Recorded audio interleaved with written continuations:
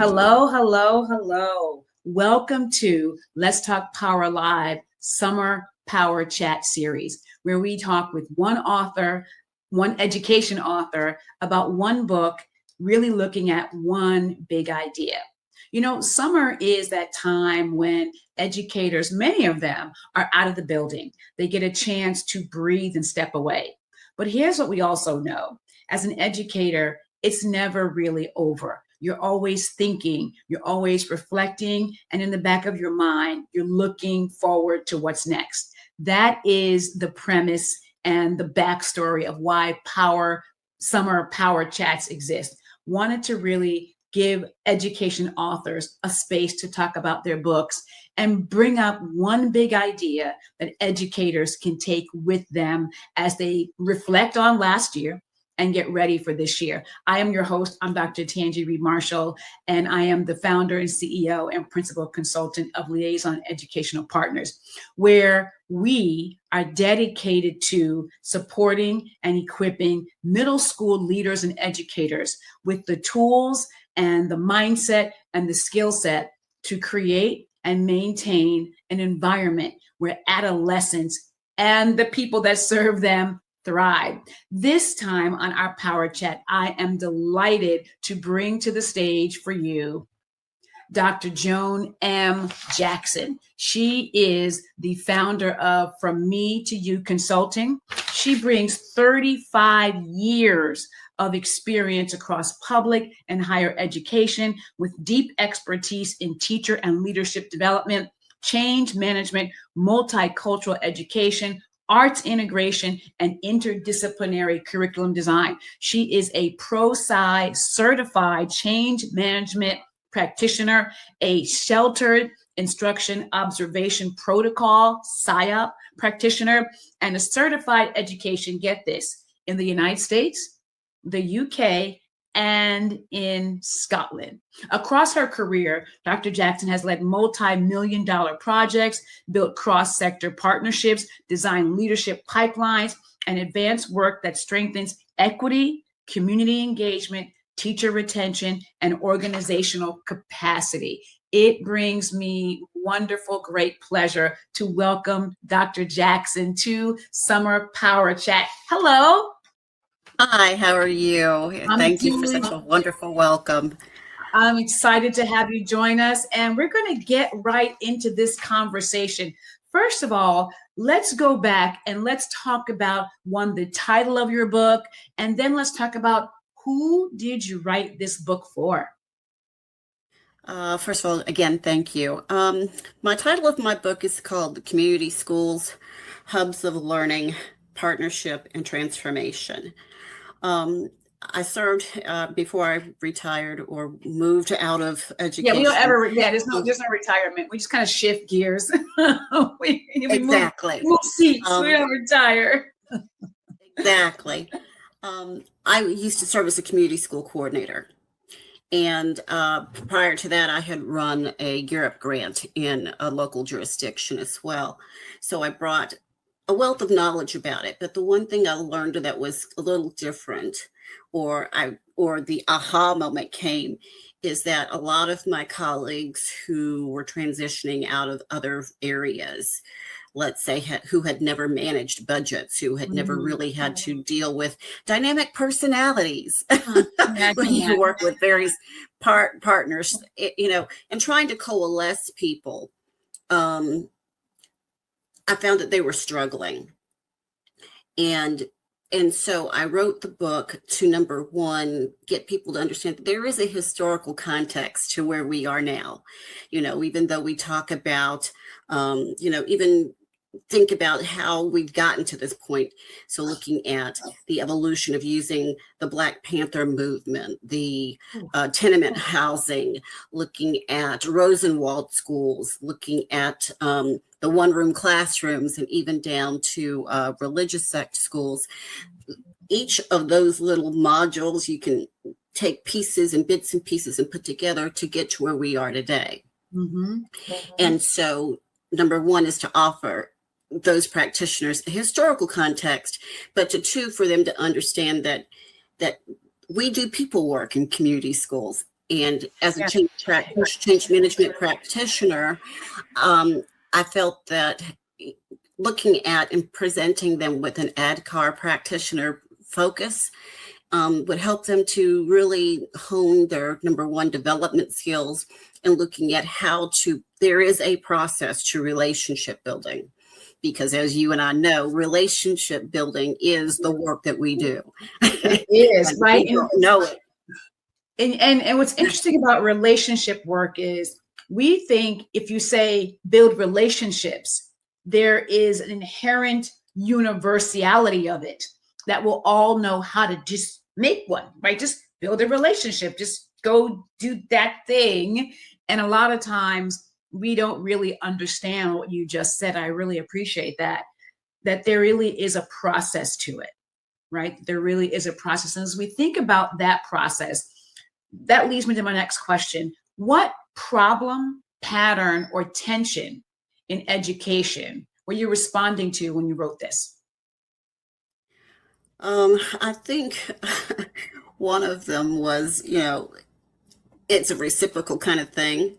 So I represent the school, but then I'm working with a partner or an organization, and having them realize that, we're coming to the table together and we have to speak the same language. And I found that, and I hate to say this, we've got partners who want to just look at it as a money grab, but they don't realize that there is a quid pro quo here.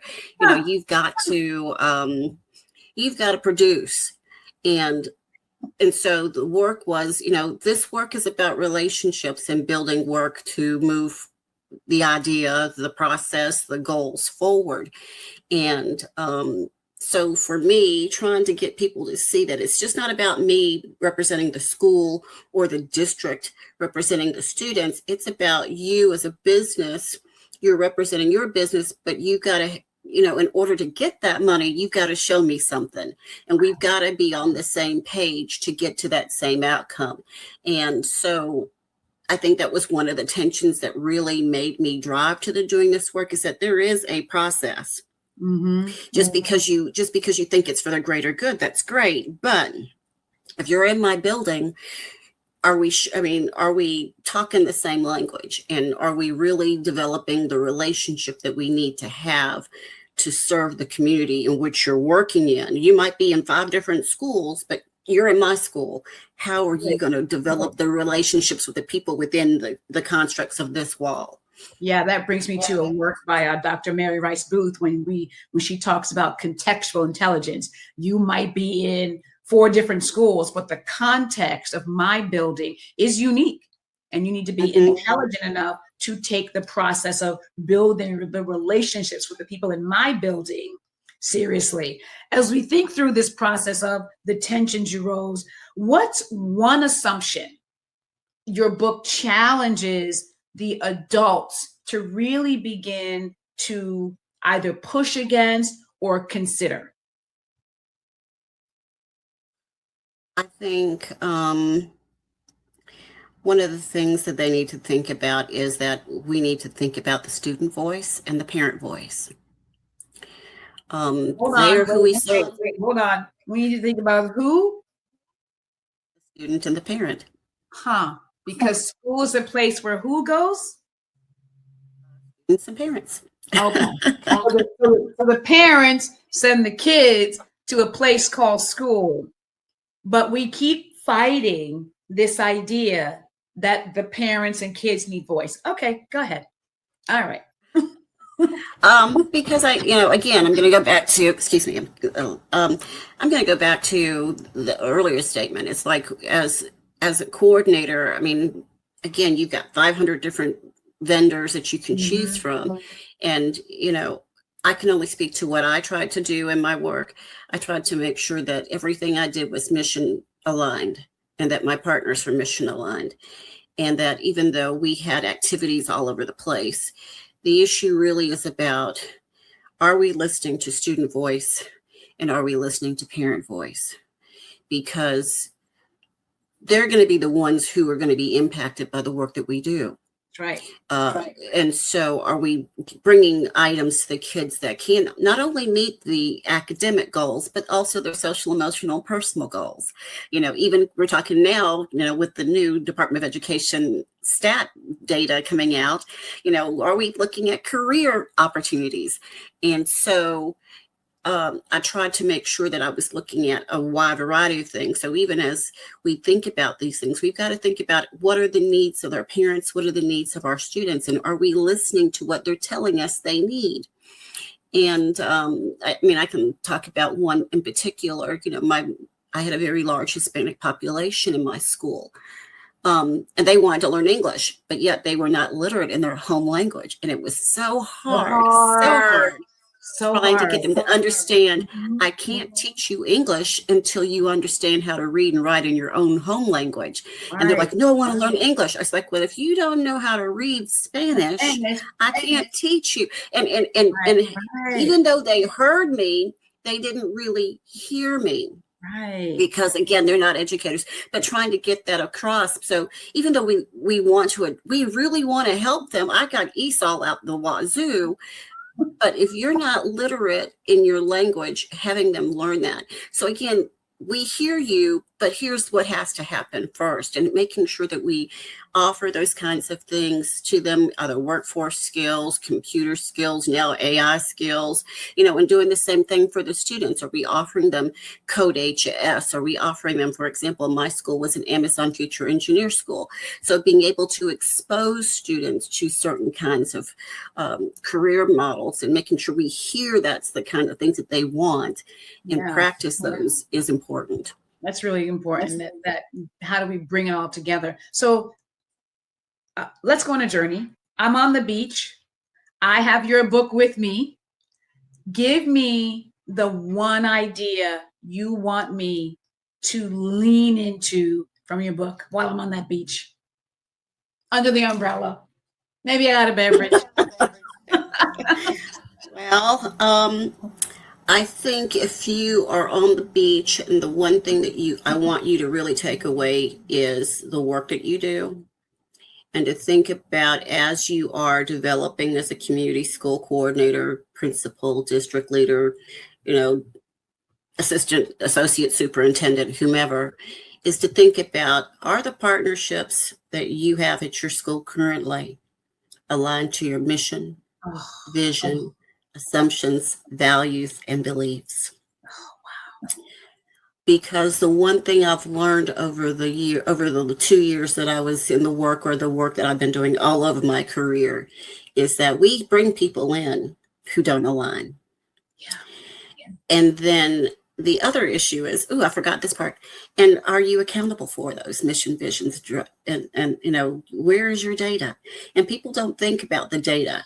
Even if it's simple data like attendance data or grade data or behavior data, how does your program meet the goals that we are setting? How are you aligning to our vision? And where's the data? And I think one of the most aha moments I've had with that thought is at the end of every summer, I used to have a conference so that we would come together and give kudos. And one of the things is I actually did a data study on my students who had been in community schools for a very long time. Anyway, point is that I showed them the data and our partners the data, and instantly the aha moment came when one of the partners said, well, can we have a copy of the curriculum? And I said, sure. And so someone else says, well, they do talk about this part about math. Maybe I need a copy of that too. Mm-hmm. So it's like when those conversations happen, then you know that you have met that alignment, right. that light bulb moment has come. And I think that's the key here, so that, when you leave that beach, you're going to be thinking about, do my partners meet and understand my mission, my vision, my values, and our purpose? That is incredible, because I'm a partner in lots of places as well. And I just got a great compliment from a person that said, you know what, we hired you because you're the one, when you sent your proposal in, it aligned to everything we said we were interested in. So that brings home a wonderful point. Last question. The work I do centers around the ways in which every decision is a power decision across any level that a person sits in education. They're making a power level decision.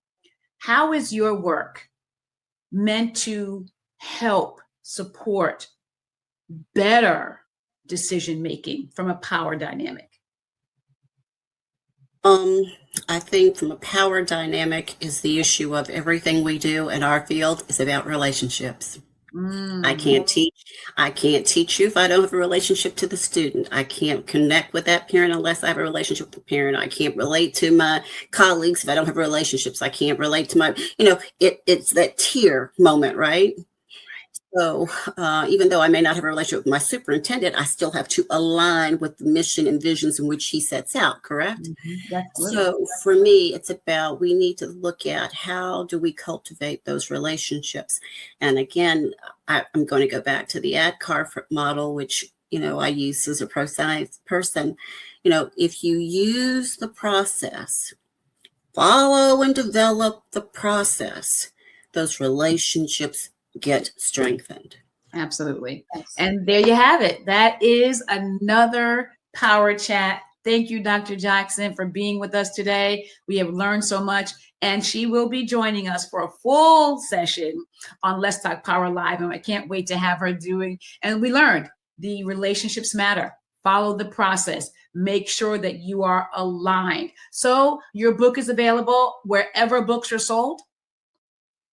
Right now I'm on Amazon, so just type in the title of the book and it should pop up. All right. Well, thank you so much. And thank you for tuning in to another Summer Power Chat. Have a great day, everybody.